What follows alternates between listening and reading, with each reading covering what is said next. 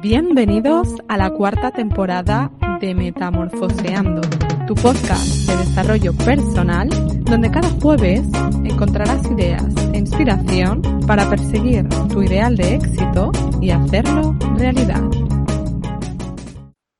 Buenos días y bienvenidos a un nuevo episodio del podcast. En el día de hoy os invitamos a descubrir los secretos del cerebro, una herramienta que usamos a diario y que a la vez nos es tan desconocida.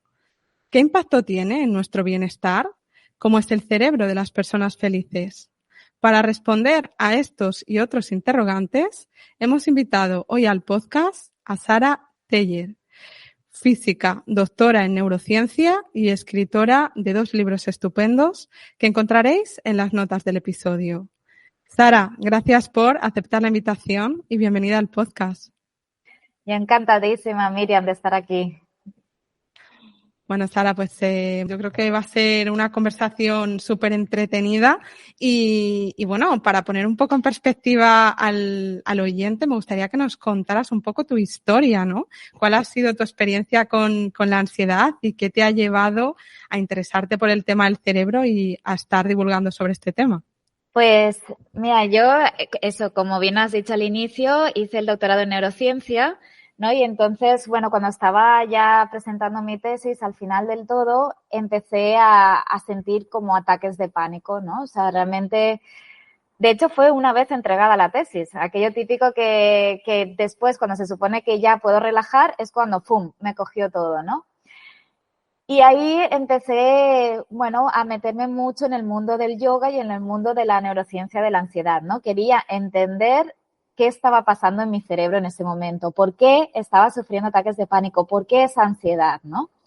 El yoga me ayudó muchísimo a regular el sistema nervioso, a calmarme, a estar en paz, en tranquila, ¿no? A nivel más físico, que bueno, ya sabemos igualmente que el cuerpo está conectado con el cerebro y entonces también, obviamente, me ayudaba a nivel mental a relajarme.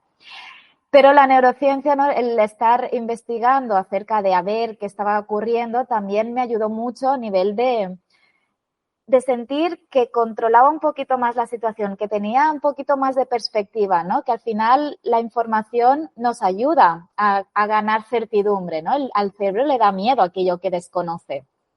Yo siempre digo que Marie Curie tiene una frase que me encanta, que dice: no hay nada que temer en la vida, ¿no? Solo cosas que comprender, ¿no? En el fondo, cuando comprendemos, cuando entendemos, cuando sacamos esa incertidumbre de nuestra vida, entonces también nos sentimos en más calma y más relajación.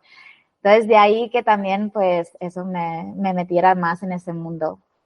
Wow, yo creo que ya has desgranado parte de los temas que vamos a tratar en la entrevista de hoy.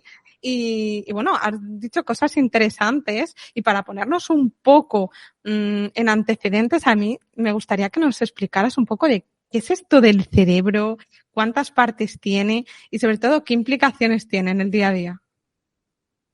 Bueno, o sea, el cerebro es un órgano que realmente es, bueno, fascinante, es un sistema complejo, realmente muy complejo en el sentido de que, por ejemplo, tenemos tantas neuronas como estrellas hay en la Vía Láctea y después cada neurona se conecta con muchísimas otras neuronas, ¿no? Entonces, o sea, el número de conexiones que tenemos en el cerebro es, bueno, de hecho, cuesta muchísimo, por ejemplo, decodificar bien todas las conexiones, ¿no? Porque bueno, se nos va un poco de lo que tecnológicamente somos capaces de abordar, ¿no?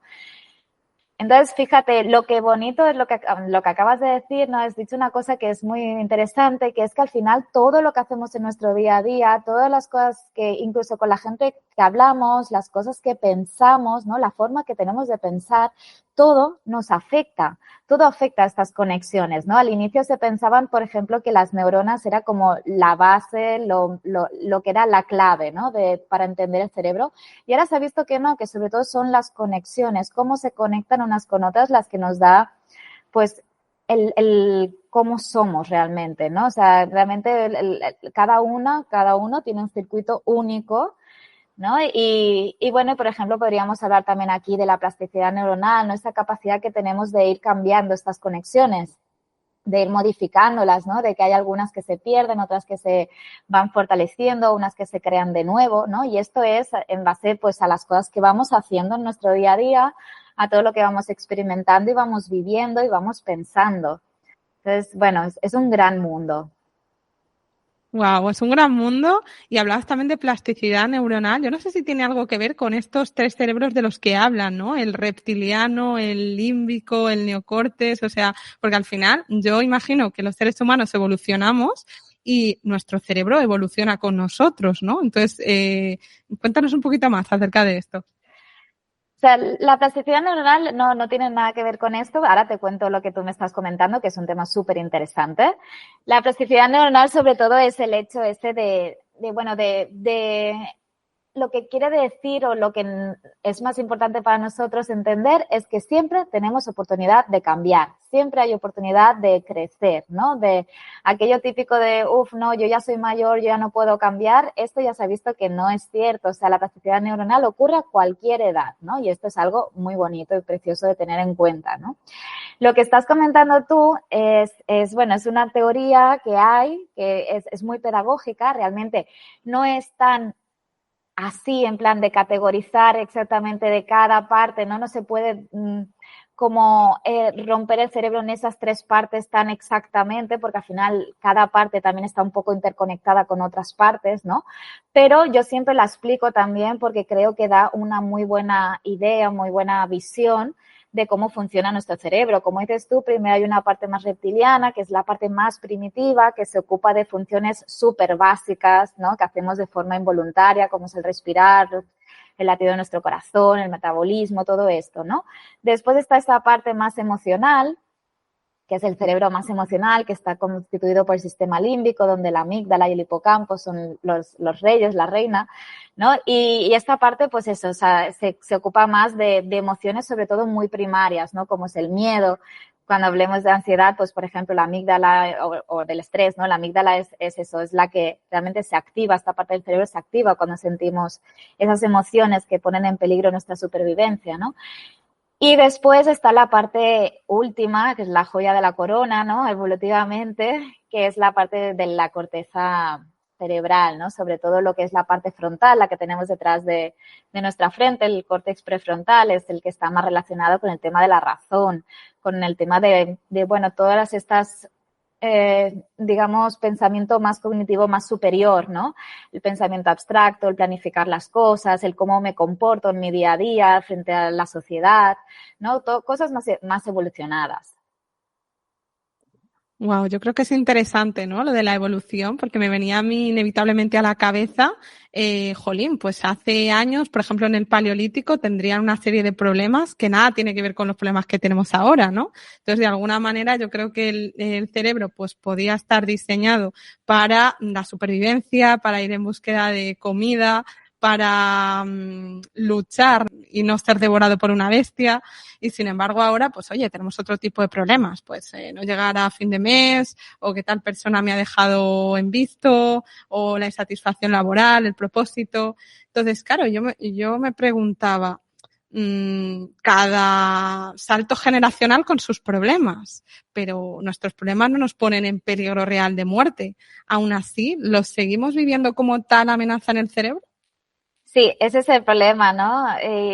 Bueno, lo has definido súper bien. Realmente ahí está el tema, que tenemos un cerebro que es bastante todavía primitivo, ¿vale? Prehistórico. O sea, realmente se ha visto que el cerebro evoluciona cada 100.000 años, que para nosotros es muchos años, ¿no? Si lo comparamos con nuestros años de vida, pero realmente para la vida del universo es irrisorio, es nada, ¿no? Entonces también tiene un sentido, o sea, la biología va más lenta, el ritmo biológico va más lento, no pasa nada, ¿no? Pero esto sí que es importante tenerlo en mente porque así entendemos muchas de las cosas que nos suceden y que a primera vista dices, no entiendo, ¿no? ¿Por qué estoy sintiendo miedo? Pues eso, porque mi jefe me ha gritado o me ha dicho algo y en el fondo tampoco es que esté poniendo en peligro mi vida a nivel de supervivencia, ¿no? Pero es eso, realmente el cerebro no le ha dado el tiempo de adaptarse bien a todo, o sea, a realmente considerar amenaza lo que realmente es amenaza para nuestra supervivencia, ¿no? Yo siempre digo que el cerebro, o sea, su primer objetivo es sobrevivir y después ya ser feliz. Pero el primer objetivo es sobrevivir y no distingue qué es real de qué es imaginario y tampoco distingue como esas amenazas realmente reales y las que no lo son. Si tú sientes algo como realmente amenazante, por mucho que de forma racional lo vemos y decimos, no, esto es una tontería, el cerebro lo va a interpretar como tal, ¿no? Sobre todo me refiero también a nivel mental. La autoexigencia, por ejemplo, la presión que tenemos frente, por ejemplo, al trabajo, esto es algo que es eso, que el cerebro lo considera como una amenaza, ¿no? Porque, o sea, quizás a ti te preocupa mucho el quedar bien al realizar esa charla en público, ¿no? Y entonces estás tan preocupada y lo sientes aquella situación tan amenazante que, claro, que, o sea, todo el mecanismo detrás neuronal que hay, pues se va a activar, ¿no? Y es importante observar eso, ¿no? De que realmente sí que es cierto que dicen, ¿no? Pues se ha visto que el 95% de las cosas que nos producen estrés son cotidianas. O sea, el 95% no, realmente no es una amenaza real, ¿no? Pero si tú lo consideras, si sientes este miedo, pues claro, nuestro cerebro actúa como si realmente te estuviera persiguiendo ese tigre. Wow, esto es interesante, ¿no? Lo que has dicho. Un alto porcentaje de lo que nos provoca estrés está en lo cotidiano, en el día a día. Estar constantemente con el móvil, tener 1000 ventanas abiertas en el ordenador, incluso yo creo que también el multitasking, ¿no? La multitarea, que me ha parecido leer que muchas veces es contraproducente, porque cuando, por ejemplo, lees y escuchas, como que hay las mismas regiones del cerebro implicadas, lo cual reduce un poco la efectividad. Sí, totalmente cierto. Sí, reducimos la productividad como en un 40-50%. Decrece mucho, ¿no? Nuestra productividad y sobre todo porque se ha visto que realmente somos buenas, somos buenos cuando hacemos una cosa tras otra, de manera secuencial, ¿vale? Si no, realmente cuando intentamos hacer dos cosas a la vez, perdemos mucho la atención, o sea, porque estamos pasando de una a la otra. Es lo que se llama, bueno, saltaciones alternas, ¿no?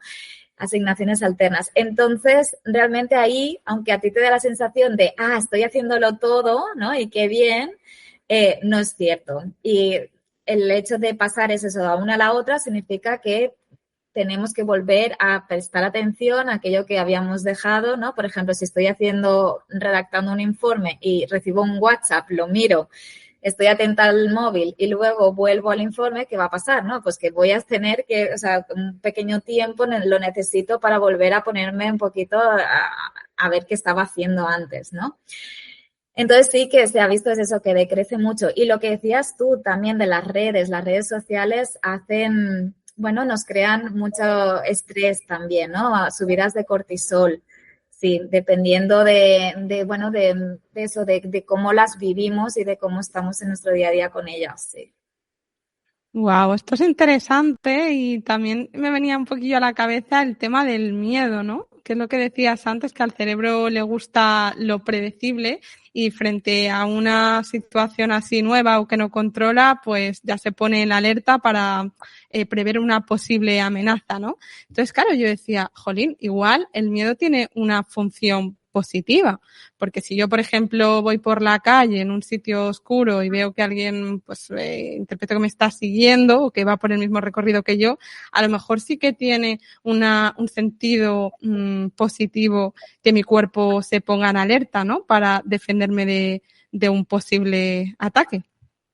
Sí, está claro. O sea, el miedo es una respuesta muy sabia de nuestro cuerpo, ¿no? Que nos ayuda muchísimo a protegernos, pues eso, de las posibles amenazas, del peligro. O sea, realmente te ayuda muchísimo a nivel de supervivencia. Igual que cualquier otra emoción, que hay veces que no queremos sentir según qué emociones.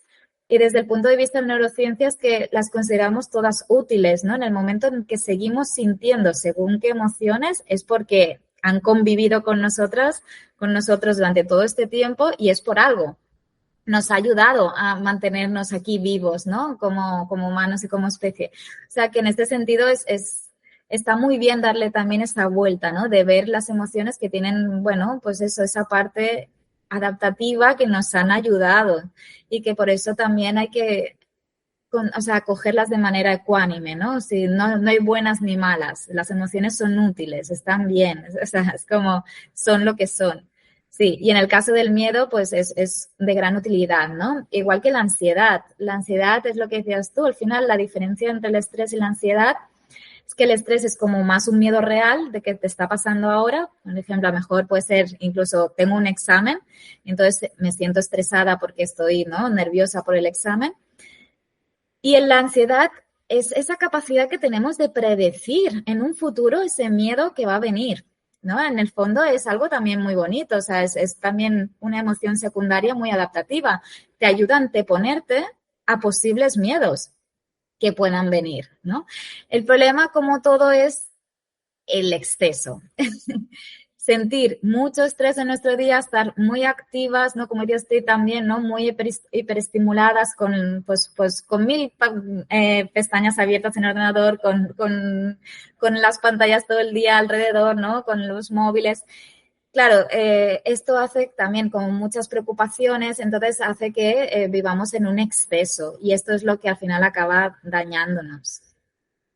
El exceso, sí. Yo creo que en el término medio está la virtud, ¿no? Que decía Aristóteles. Y comentabas, ¿no?, que el miedo pues tiene esa función positiva pues para protegernos de posibles amenazas y supongo que también de cambiar cosas que no nos gustan, ¿no? Porque yo creo que el ser humano se moviliza un poco pues cuando piensa que va a obtener un castigo o cuando va a obtener una recompensa o cuando ya no le queda más remedio. Entonces, claro, yo pienso, pues a lo mejor hay una intención positiva en que yo sienta una incomodidad o una ansiedad por el trabajo, porque estoy insatisfecha o en mi pareja. A lo mejor eso es lo que me moviliza a tomar acción. Totalmente, o sea, de hecho, el miedo es de las emociones que movilizan más, son más potentes, más urgentes, que, ¿no? El cerebro siempre tiende a ir hacia el placer y evita el miedo, ¿no? Entonces, pero evita más el miedo que ir hacia el placer. O sea, si yo ahora me está persiguiendo un tigre, voy a estar presente corriendo, en plan, que no me pille el tigre más que, ay, mira qué bonita la flor que acabo de ver por el camino mientras estoy corriendo. No me voy a parar a disfrutar de los placeres en ese momento. O sea, es más reactivo y más urgente el escaparse del miedo, ¿no? Y entonces, lo que dices tú, hay veces que bueno, sentirnos mal, ¿no? O sea, la ansiedad, o sea, el exceso de ansiedad, el exceso de estrés, son fuentes de necesidad de cambio. O sea, realmente nos hacen empujarnos, como, claro, nos da miedo, ¿no? O sea, según qué síntomas, sentir según qué síntomas, vernos de según qué manera, ¿no? Esto hace que obviamente sí, que te empuje, sí o sí, aunque sea a las malas, hacer esos cambios, ¿no? Sí, yo creo que eso es lo que nos moviliza a la acción y luego también pensar en qué desencadenantes ocurren en nuestro cuerpo a nivel fisiológico cuando estamos experimentando, pues por ejemplo, esa ansiedad o nos vemos un poco en posición de huida, ataque o lucha. ¿Qué está pasando a nivel cerebral o corporal? Caray, lo que pasa es eso, ¿no? Que cuando tú consideras que hay una amenaza, sea real o no, la amígdala, esa parte del cerebro más emocional, ¿no?, que decíamos, se ve activada. Entonces, junto al hipocampo, que yo siempre le llamo el baúl de los recuerdos, porque tiene mucho sentido de que esa parte también, que está muy junto a la amígdala, también se ve activada, porque en ese momento tú buscas a ver que hay algo en tu pasado, quizás, que pueda ayudarte a enfrentar mejor esa situación de amenaza que estás viendo, ¿no?, que estás sintiendo. O sea, entonces, entre los dos hacen un muy buen equipo, ¿no? La amígdala y el hipocampo se activan para hacer frente hacia esta amenaza, ¿no? Y la amígdala lo que hace es que entonces activa un poquito, o sea, manda un mensaje al hipotálamo, hipófisis, glándulas suprarrenales, y lo que se crea es como toda una descarga hormonal de adrenalina, noradrenalina y el famoso cortisol, cuando realmente la situación es una situación mayor, que se necesita de mucha energía para poder combatirla. O sea, entonces fíjate que nuestro cuerpo, o sea, también tiene, bueno, reacciona por frente a esa amígdala que avisa, ojo, aquí va a haber un peligro. Entonces, venga, reacciona, es el mecanismo de lucha o huida, ¿no? Y ahí, pues, que empecemos a liberar todas estas hormonas, que es la que nos hace sentir esos síntomas, ¿no? De a lo mejor se te acelera el corazón, sientes, bueno, la sangre va más hacia las extremidades, bueno, como que prepara el cuerpo para enfrentarte o huir a ese peligro. Wow, yo creo que esto es interesante tenerlo en cuenta porque como yo decía, ¿no? El cerebro pues lo usamos a diario, pero a la vez es un gran desconocido para nosotros, entonces ayuda mucho al ser humano que le gusta la certidumbre, pues saber exactamente qué se está desencadenando en el cuerpo o por qué estoy sintiendo esto, ¿no? Yo creo que ponerle nombre a las cosas, o sea, hablar de cortisol, adrenalina, esto ya nos prepara un poco, ¿no? Para la amenaza. Y luego frente a esto, que es así un poco más, por decirlo así, que nos lleva un poco más a la infelicidad o nos trae un poco de cabeza, vamos a hablar también de esas otras hormonas que nos dan un chute, ¿no? De motivación, de energía, que nos hacen estar más felices. En este sentido, ¿cuáles son estas hormonas y cuáles están presentes en lo que diríamos un cerebro de la gente feliz? Pues está la neuroquímica del cerebro de la gente feliz. Normalmente siempre dicen que es el cuarteto, ¿no? Hay 4 que son las principales, que es la dopamina, la oxitocina, la serotonina y las endorfinas. Bien, entonces la dopamina a mí me encanta, aunque tenga su lado oscuro, que si quieres podemos hablar de él después. Pero tiene esa parte que está tras las motivaciones, ¿no? O sea, cuando yo me siento que deseo algo mucho, cuando estoy muy motivada con algo, cuando algo me gusta mucho, elevamos esos niveles de dopamina, ¿no? Y esto nos ayuda mucho a sentir que, bueno, que podemos con todo, que podemos tener ese esfuerzo extra para, pues eso, para cumplir nuestros deseos. Entonces, o sea, es muy positiva. De hecho, la gente que tiene bajos niveles de dopamina, por ejemplo, pierden las ganas de vivir. O sea, realmente es vital, ¿no? O sea, literal.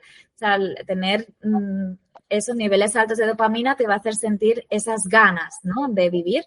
Luego está la famosa oxitocina, que yo creo que ahora, bueno, mucha gente sabe del tema, ¿no? Que es la hormona del abrazo, del contacto, del amor, ¿no? Porque realmente la liberamos cuando estamos rodeados de nuestra gente querida, sobre todo pues a través de los abrazos, ¿no? Incluso a través, bueno, también del contacto físico, el sexo, etcétera, ¿no? También la madre e hijo, cuando olemos a nuestro bebé, pues también ahí, ¿no? Se libera muchísima oxitocina. Y esta hormona nos hace sentir muy en calma, muy en estado de confianza, como tranquilas. O sea, realmente protege mucho al cerebro en el sentido de que le da mucha seguridad, ¿no? Lo que decíamos del miedo, para mí el antídoto del miedo es el amor. O sea, se ha visto que es eso, cuando tenemos esta amígdala activada, ¿no? Que se activa frente a esos miedos, que te cojan de la mano en ese momento, que te digan algo, que te abracen, hace atenuar, ¿no? Relajar muchísimo esta parte del cerebro de la amígdala, ¿no? Del frente al miedo. Entonces, me parece muy, muy importante es eso, ¿no? Rodearnos bien de gente que nos quiere, ¿no? Que realmente que tú te sientas querida y protegida. Luego está la serotonina, que al final es también, o sea, la hormona o el neurotransmisor, dependiendo de dónde se libere, del buen estado de ánimo, ¿vale? O sea, realmente las personas que tienen muy buen estado de ánimo tienen altos niveles de serotonina y esto se consigue mucho haciendo cosas que nos gustan, ¿sabes? Que realmente aquellas cosas que dices, ay, esto me produce un gustito, no sé por qué, me apetece escuchar esta canción, o me apetece ver esta película, o ahora voy a dar un paseo por la naturaleza y disfruto del solecito, ¿vale? O sea, estas cosas de pasear en la naturaleza, al sol, y hacer cosas, actividades que nos gustan, liberan altos niveles de serotonina. También personas con depresión tienen bajos niveles de este neurotransmisor, ¿no? Y por último están las endorfinas, que sobre todo se liberan, ¿no? Creo que es muy famoso por liberarse cuando hacemos ejercicio físico intenso, ¿bien? Y que también tienen una componente de que reducen el dolor físico que tú puedas sentir. Bien, pero también te dan mucho bienestar y mucho gozo. O sea, por ejemplo, cuando comemos un pastel de chocolate, cuando comemos algo que lleva pues azúcar y nos gusta, liberamos muchas endorfinas, ¿vale? O sea, bajo el placer, normalmente detrás de los placeres está también este neurotransmisor, ¿no? Esta neuroquímica. Así que también nos va a hacer sentir, pues eso, ¿no? O sea, en un estado placentero y de gozo. Interesante estas claves que has dado porque de alguna manera es como encontrar la motivación, ¿no? O el placer recurriendo a otras actividades que a lo mejor no teníamos tan al alcance de la mano. O sea, es decir, yo creo que somos conscientes que, por ejemplo, cuando usamos las redes sociales y tenemos likes, pues eso nos da un chute, ya no sé si de dopamina, oxitocina o serotonina. Igual que, por ejemplo, cuando comemos comida no muy saludable, lo mismo. Pero claro, o jugamos a videojuegos. También creo que es posible experimentar otras sensaciones positivas haciendo algo que a la larga tenga un impacto, ¿no? Pues, por ejemplo, cuando alguien descubre un poco el propósito, ¿no? Por decirlo así, cuando realmente conectas con algo que te gusta, que te apasiona, que se te pasan las horas volando, tú dices, jolín, y aquí no me ha hecho falta pues comer nada un poco saludable o darme a las redes sociales. Es qué importante saber con qué actividades el cerebro obtiene recompensa para calibrar, ¿no? Es cierto lo que dices de que hay muchos placeres o cosas que hacemos que realmente no son saludables y en principio es lo que buscamos, ¿no? Y esto tiene un poco que ver con lo que decíamos de que nuestro cerebro también, o sea, es bastante primitivo en este sentido y entonces hay, bueno, por ejemplo, lo que decías de la comida calórica le encanta, o sea, son chutes de recompensa para el cerebro porque, ¿no? Nuestros antepasados comían comida muy poco calórica y entonces ya fue diseñado así, evolucionó de tal manera pues que cuando estos encontraban pues frutas, ¿no? Algo dulce o algo así más calórico con más grasa, pues entonces activara más este circuito de recompensa del cerebro y así pues tuviéramos ganas de volverlo a repetir y aseguramos así nuestra supervivencia, ¿no? O bueno, por ejemplo, el tema de las redes sociales, al final es un tema de gustar, ¿no? Y es algo que también es muy natural en el cerebro, porque al final también si nos ponemos en esa época pasada en la que vivíamos en una tribu y era súper importante vivir en esa comunidad, porque a lo mejor si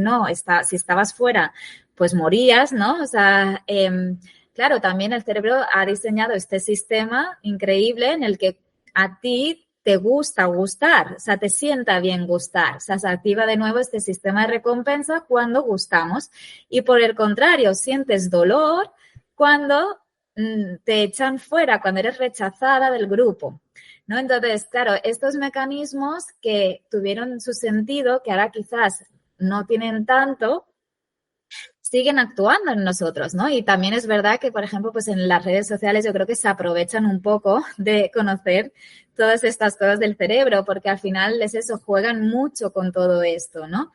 Aparte, bueno, hay muchas estrategias detrás que también explico en mi nuevo libro, ¿no? El de Neurocuídate, en el que es muy, muy interesante saber, ¿no? Para realmente tener una mejor gestión o al menos más conciencia, ¿no? Pero bueno, o sea, sí que es cierto eso, que hay muchas cosas que, lo que decía, el cerebro al final tiende a ir hacia el placer, porque esos placeres, en principio, cumplían funciones vitales para nosotros, ¿no? Para poder sobrevivir. El placer, si te das cuenta, está relacionado pues con cosas de la comida, la bebida, ¿no? Incluso el sexo, cosas que eran importantes para nuestra supervivencia. El problema es que ahora se nos ha ido de las manos, pues eso, ¿no? Porque no necesitamos ni comer tanto, ni beber, ¿no? Alcohol, ni estas cosas.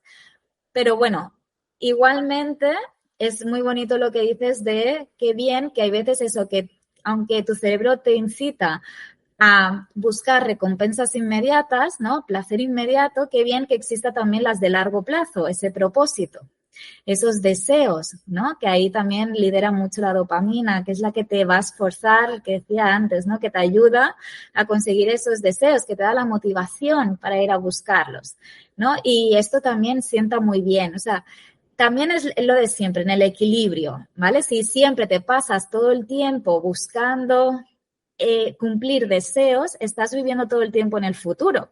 O sea, estás viviendo todo el tiempo, pues eso, ¿no? Posponiendo la felicidad, ¿no? Cuando consiga este trabajo, seré feliz. Cuando consiga quedarme embarazada, seré feliz. Cuando consiga tener pareja, seré feliz, ¿no? Y al final consigues aquello y te viene otro deseo. Ahora quiero ir a viajar.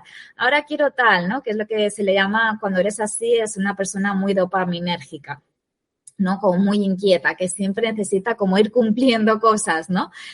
Y claro, aquí también puedes entrar en una espiral de insatisfacción. Nunca vas a sentirte, pues, realmente satisfecha con lo que tienes, porque al final también hay que aprender a disfrutar de lo presente, del placer presente, de lo primario también, ¿no? O sea, que siempre todo en su equilibrio. Sí, yo creo que esa es la palabra clave. Me venía a la cabeza también este estudio, ¿no? Que dice que las personas que ganan la lotería, pues al principio experimentan como un chute, ¿no? Pero al cabo de 2 meses, más o menos, como que la felicidad se estabiliza. Entonces, pues bueno, también es como para tenerlo en cuenta, ¿no? En cuanto a lo que decías de estar siempre en la búsqueda de la novedad y nunca estar satisfechos, porque yo creo que eso también nos lleva mucho a veces a la autoexigencia. Me gustaría que nos explicaras un poco qué impacto tiene esto en la ansiedad o qué partes se activan también en el cerebro, ¿no? Con las personas que son a lo mejor muy críticas consigo mismas, que nunca están satisfechas con el resultado, siempre buscando el perfeccionismo, porque claro, eso también tiene una contrapartida. Pues mira, es súper interesante también este tema de la autocrítica, el automachaque, ¿no? Que es lo que decía antes, que cómo pensamos, la forma que tenemos de hablarnos nos afecta. O sea, realmente es curioso porque hay veces que dices, bueno, nadie me está escuchando, entonces da igual cómo me hable, ¿no? Y realmente tu cerebro lo sabe todo. A tu cerebro, o sea, le afecta todo. Entonces es importante también tener en cuenta que es eso, cómo nos hablamos tiene una consecuencia, ¿no? Y nos va a hacer sentir de una manera y va a crear una reacción, pues, corporal, física, emocional o otra, ¿no? Pues justamente la autocrítica activa de nuevo el sistema de amenaza del cerebro, activa esa amígdala. O sea, fíjate, o sea, recibe las críticas como si fueran ataques, como si fueran peligros. Entonces vuelves a activar esa amígdala, vuelve a desencadenarse todo ese cóctel hormonal de adrenalina, noradrenalina, cortisol, sobre todo, ¿no? Y, por ejemplo, si ya estás sufriendo estrés, si ya estás sufriendo ansiedad, pues todavía esto va a añadirle más leña al fuego. O incluso es eso, aunque no estés sufriendo estrés o ansiedad, o sea, solo en la forma que tienes, a mejor de hablarte, de no mal hablarte, va a causar este estrés y esta ansiedad. A mí hay muchas personas que me dicen, jo, Sara, es que aunque me vaya al bosque a relajar en una casa preciosa, ¿no? En medio de la naturaleza, igualmente me siento que no estoy bien, ¿no? Que siento estrés, siento ansiedad y siempre pregunto, ¿y cómo te estás hablando, ¿no? ¿Cómo están siendo tus pensamientos? O sea, porque al final no es solo las cosas que nos pasan fuera, también en eso lo que nos pasa dentro. Y aparte que es súper bonito el hecho de pensar que es algo que podemos cambiar desde ya y de forma gratuita. O sea, realmente el cambio de diálogo es algo que es, bueno, hay que ser primero, ¿no? Consciente, vale, ¿cómo me estoy hablando en este momento? ¿Qué me he dicho? Pero una vez eres consciente, después puedes hacer algo al respecto y es algo que podemos hacer ya. Y ya se ha visto, no hay muchos estudios, sobre todo hay una doctora que me encanta, que se llama Christine Neff, que ella estudia mucho todo el tema de la autocompasión, que a veces suena muy mal también la palabra compasión. Me gusta más decirle, pues, hablarnos con amabilidad. Bien, o ahora también, ahora que voy a ser madre, me gusta mucho también el concepto de maternarnos, ¿no? De sentirnos que podemos, eso, pues maternarnos. Se ha visto como realmente reduce muchísimo esa actividad de la amígdala, bien, y hace bueno, pues que se produzca, bueno, que se active lo que es el sistema de apego del cerebro, que te hace sentir, pues, en calma, mucho más querida, mucho más protegida, ¿no? Que al final, para mí, desde que estoy metida en el mundo de la neurociencia, al final pienso que la felicidad es es sentirte en calma, sentirte protegida, sentirte querida. O sea, realmente no, creo que no hay mucho más, ¿no? Y esto lo consigue mucho, es el lenguaje, o sea, si somos capaces de hablarnos con cariño, con amabilidad, con mimo. Importante, ¿no? También, no sé, esa autoindulgencia, ¿no? Esa compasión con nosotros mismos, el diálogo interno, las emociones, ¿no? La risa, que es un analgésico, yo creo, para la vida.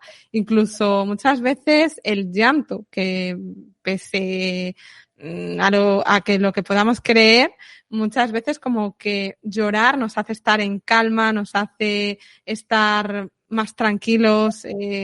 Incluso es curioso porque muchas veces te entran ganas de ir a dormir, ¿no? Cuando estás llorando. Entonces, qué importante también como legitimar esas emociones. Y bueno, Sara, estamos hablando de un montón de temas súper interesantes. Hemos empezado hablando un poquito de la ansiedad, del estrés, de todo aquello que pone un poco en amenaza al cerebro. Y me gustaría concluir, si te parece, con que nos contaras un poco cuáles son para ti los secretos de ese cerebro feliz. Hemos hablado de la importancia de las relaciones humanas, hemos hablado un poco del propósito también, de la autoaceptación.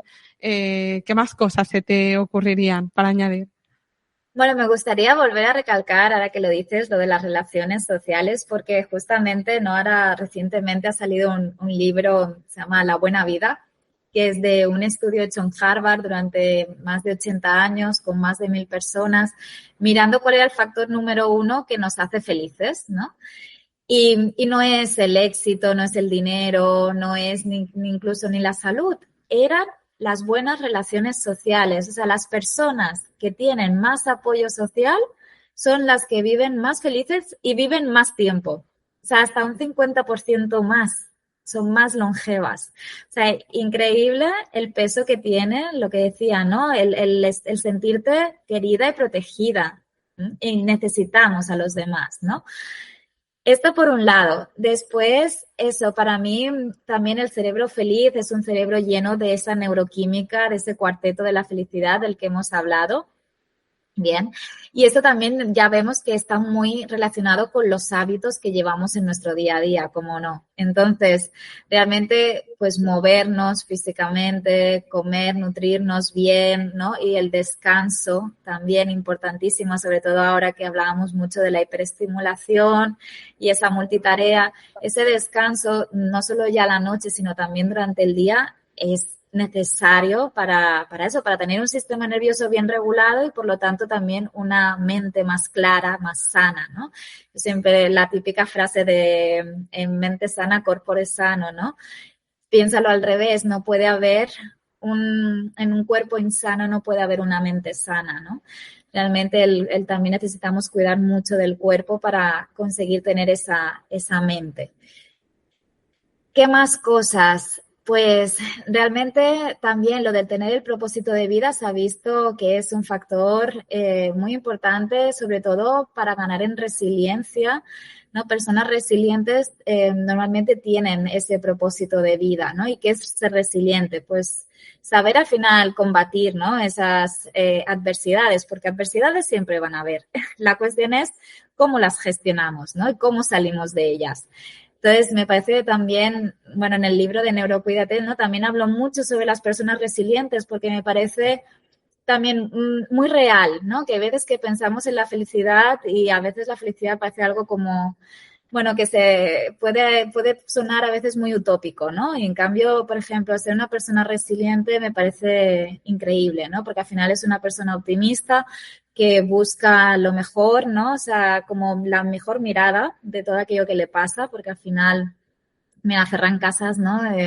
Con el que escribí el primer libro, siempre dice que al final no es lo que nos pasa, sino cómo interpretamos aquello que nos pasa y tal cual, ¿no? Entonces, ya se ha visto que el cerebro de las personas resilientes, por ejemplo, tienen una parte del cerebro que, bueno, corteza prefrontal con el hipocampo está más conectada, lo cual significa que se explican las cosas, se narran las cosas, también, mira, aquí otra vez la importancia de cómo nos hablamos, de una forma más positiva, ¿no? O sea, es como que se crean ese cuento o esa historia de aquello que les ha pasado de una forma, pues, que les hace sentir mejor. Y entonces esto tiene una repercusión muy positiva, claro, porque entonces actúas de otra manera. O sea, fíjate el peso también eso, ¿no? De cómo interpretamos aquello que nos pasa. Yo siempre digo que si te cuesta, piensa en un referente, en alguien que te inspire y piensas, vale, ¿cómo lo haría él? ¿Qué estaría pensando, no, esta persona en este momento? Y quizás eso te ayude. Pero sobre todo eso, para mí la receta de la felicidad sería aumentar el amor, aumentar ese apoyo social, estar más tiempo, pasar más tiempo con nuestros seres queridos, aumentar también el humor, importante también esa capacidad de reírnos de las cosas, de no tomarnos la vida tan en serio, ¿no? Incluso nuestros pensamientos, o sea, también ahí hay otro mundo, ¿no? Pero que en el que podríamos entrar, pero daría para otro podcast, ¿no? Pero la importancia de no hace falta creernos todo aquello que pensamos.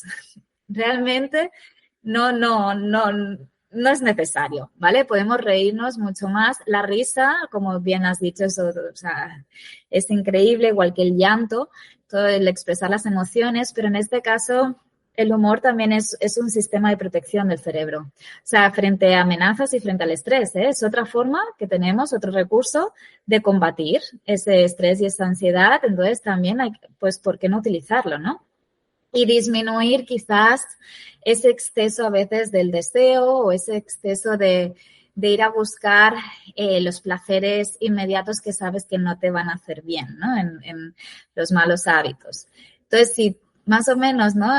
Compensamos un poquito todo, llegamos a ese equilibrio, pues ahí tienes la receta mágica. Pues con esta receta de la felicidad nos quedamos, Sara. Las relaciones positivas, la risa, ¿no?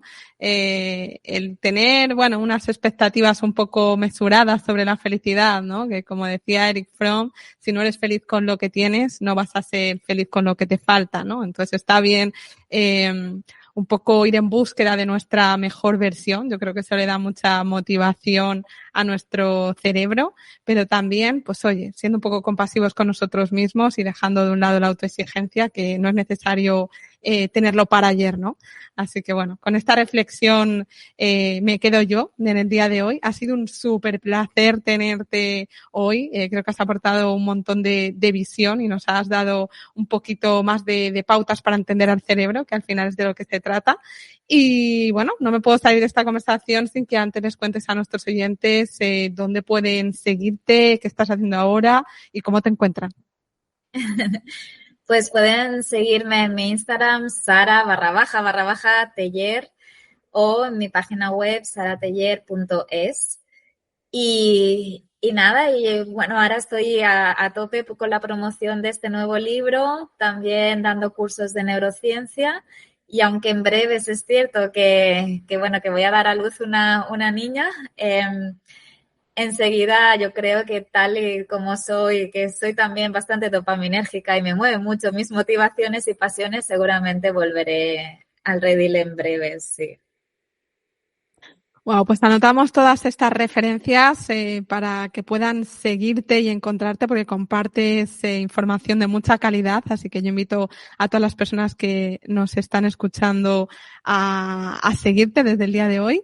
Así que gracias, Sara, por tu aportación. Ha sido un placer charlar contigo. Y a todos vosotros, gracias también por estar ahí al otro lado escuchando una temporada más.